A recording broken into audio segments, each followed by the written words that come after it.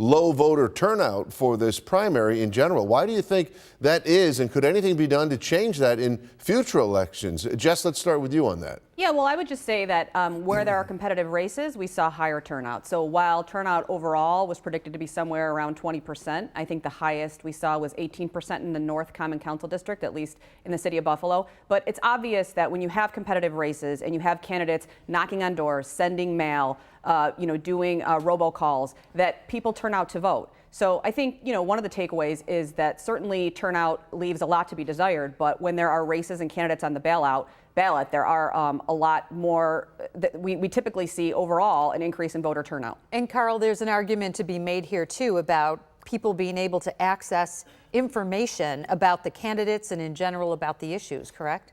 Oh, always. And campaigns are expensive, and it takes money for a candidate to reach people. Now it's a little different now because you've got social media, which you can access, and you can reach more people much cheaper than traditional ways. But that's always going to be an issue for primaries. But I really don't know if timing is going to make a difference, because it's just tough to get people to vote in an election that's not in November. They're used to November elections. November elections have lots of people on the ballot, lots of media buys, lots of buzz, and then you have these things called primaries, whether it's in June or September. It's just at a time when people aren't used to voting, and it just takes a lot of effort on the part of a candidate and their political organization to literally pull them out of their houses on a primary night. Yeah. It's not easy. Well, we have been joined live tonight by our political analysts, Democrat Jessica Schuster and Republican Carl Calabrese. Thank you both for joining us tonight. We always appreciate your insight.